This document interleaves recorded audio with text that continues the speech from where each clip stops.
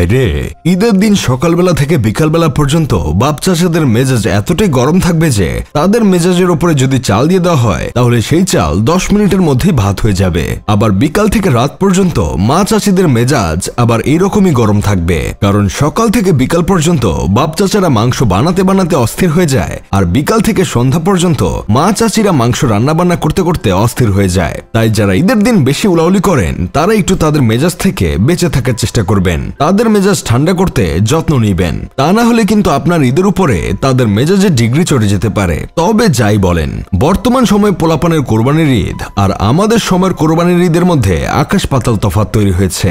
এখনকার ঈদ দেখি গ্রাম থেকে বদলাইয়া ফেসবুক ইনস্টাগ্রাম নির্ভর হয়ে গেছে। আমাদের সময় ঈদ মানেই ছিল গরুর দৌড়, ঢোলের বাজনা, সারাদিন মাংস বানাতে বানাতে ক্লান্ত হয়ে বাসায় এসে সন্ধ্যায় সবাই মিলে চুলার পাশে বসে থেকে পরিবারের সবার সাথে গোল করে বসে মাংসের ঝোল দিয়ে রুটি খাওয়া আর আড্ডার দঙ্গল। আর এখনকার ঈদ হ্যাশট্যাগ দিয়ে শুরু, রিলস দিয়ে শেষ। একসাথে গোল করে বসে খাওয়াটা এখন তাদের কাছে হয়তো ওল্ড ফ্যাশন। ঈদের দিন অথবা ঈদের পরের দিন কোথাও ঘুরতে গেলেও ঠিক তেমন। আগে আমরা বন্ধু বান্ধবের সাথে আড্ডা শেষ হলে বলতাম সাবধানে বাড়ি যাইস। এখনকার পোলাপান আড্ডা শেষে বলে, দোস্ত পিকগুলো তাড়াতাড়ি হোয়াটসঅ্যাপে পাঠিয়ে দিস, ফেসবুকে দিলে ফেটে যায়। আমরা তো ঈদের দিন একসাথে নামাজ পড়ে খালি পায়ে বাড়ি ফিরতাম, ঘরে ফিরে মায়ের হাতে সেমাই খেয়ে নেমে যেতাম সালামি লুট করার জন্য। সালামির চকচকে নতুন নোট আর সেই টাকার গন্ধ, আহা কই গেল সেই দিন। আর এখনকার পোলাপান ঈদের দিন সকালে উঠে প্রথমেই দেখে কে কয়টা রিলস আপলোড করছে। এরা তো ঈদের নামাজের আগে উজু করতেও ভুলে যায় এসব দেখতে দেখতে। এই ঈদকে কেন্দ্র করে আমাদের সকল কাজিনরা এক হতো, একসাথে রাতে মাংস খাইতে খাইতে চোর পুলিশ খেলতে খেলতে কখন রাত পার হয়ে যেত জানতামই না। আর এখন কাজিনরা ঠিকই এক হয়, কিন্তু তারা আর আড্ডা দেয় না, গেম খেলে না, কিন্তু রাত জেগে পার করে ঠিকই, কারণ তাদের কাছে তো মোবাইল আছেই।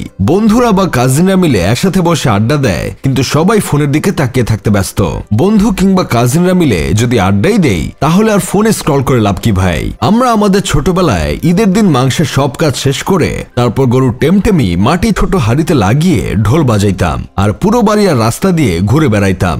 বাজাতে বাজাতে ঢোল একসময় ফেটে যাইত, তখন বাসায় এসে কান্না করতাম। আর এখনকার পোলাপানরা তো এই টেমটেমি সম্পর্কে কিছুই জানে না। আবার কিছু পাপাকা পড়িয়াছে যারা হাতের নখ আর হাতের মেহেদি নষ্ট হয়ে যাবে ভেবে মাংস আর ভুঁড়িতে হাত দিতে চায় না।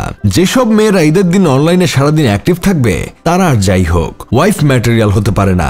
এদিকে আমার বন্ধু কেরামত তো সেই মেয়েকে খুঁজতেছে বিয়ে করার জন্য যেই মেয়ে সুন্দরভাবে ভুঁড়ি পরিষ্কার করতে পারে, আর আমি খুঁজতেছি ডেন্টালে পড়া মেয়েদের, কারণ মাংস খাওয়ার পর দাঁতের চিপা থেকে মাংসের টুকরা বের করতে হবে। যাই হোক, শেষমেশ আমি গোলাম হোসেন একটা কাজের কথা কই, সবাইকে জানাই ঈদের শুভেচ্ছা। এই ঈদটাকে ফোনের মধ্যে গুজে ফেলবেন না ভাই। এই দিনটা আসলে একসাথে আনন্দ করার জন্য, মন খুলে হাসার জন্য, পরিবার আর বন্ধুদের সঙ্গে সময় কাটানোর জন্য। চেষ্টা করেন ঈদের দিনটা বাস্তবে উপভোগ করতে।